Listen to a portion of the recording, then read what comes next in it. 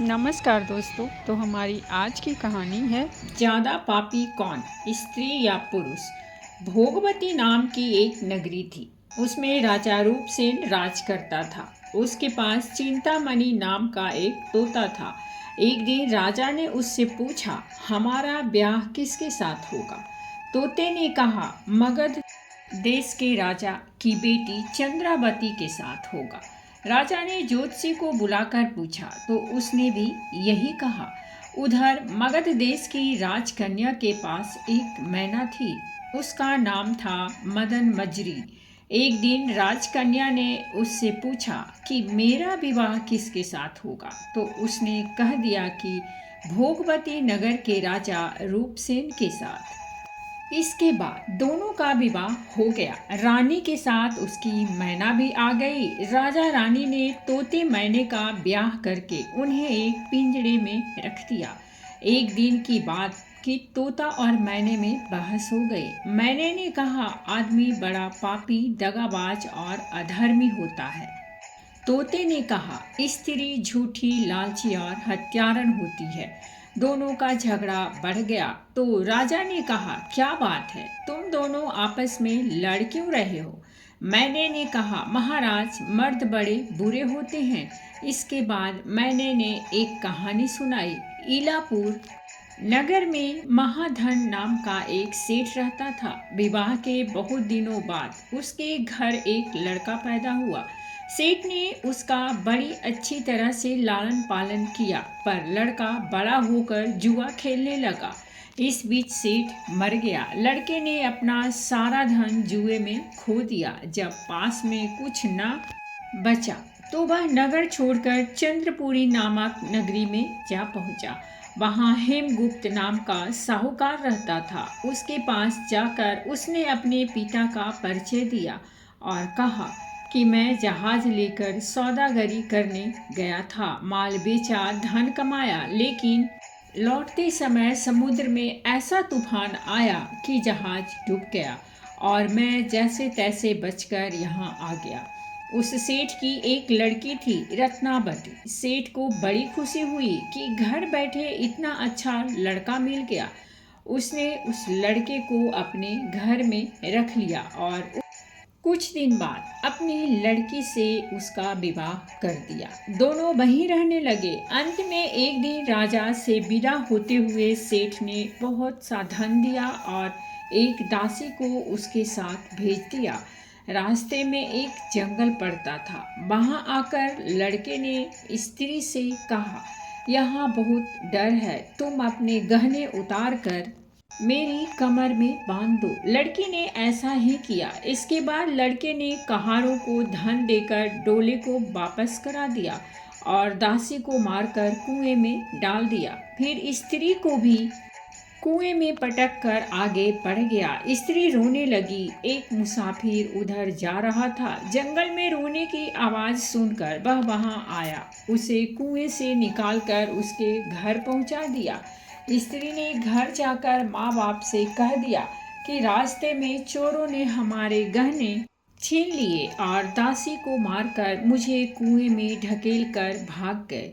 बाप ने उसे ढाढ़स बंधाया और कहा कि तू चिंता मत कर, तेरा स्वामी जीवित होगा और किसी दिन आ जाएगा।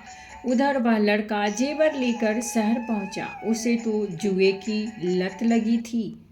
वह सारे गहने जुए में हार गया। उसकी बुरी हालत हुई तो वह फिर अपनी ससुराल चला।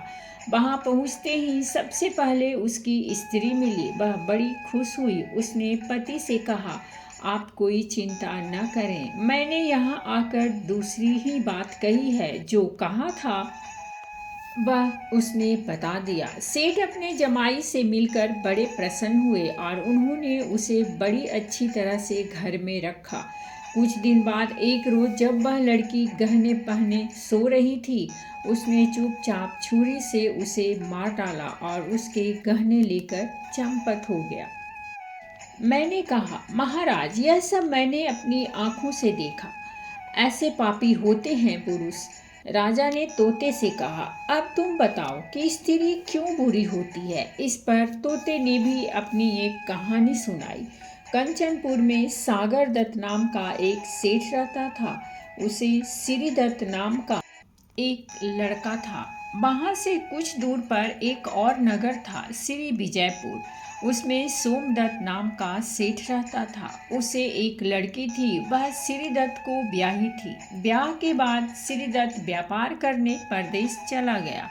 12 बरस हो गए और वह न आया तो जयश्री व्याकुल होने लगी। एक दिन वह अपनी अटारी पर खड़ी थी कि एक आदमी उसे दिखाई दिया।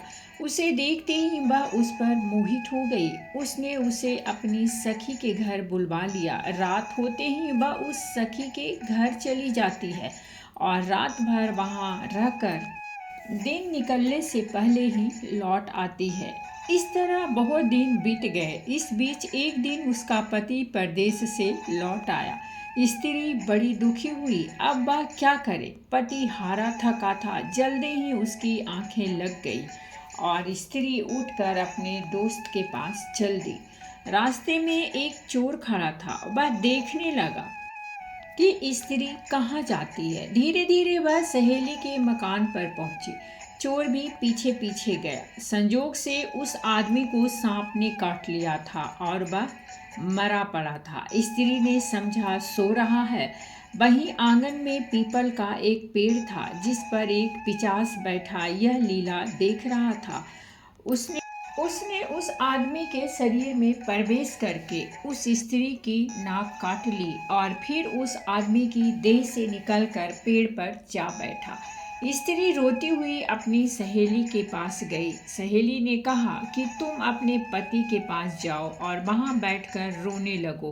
कोई पूछे तो कह देना कि पति ने नाक काट ली है, उसने ऐसा ही किया।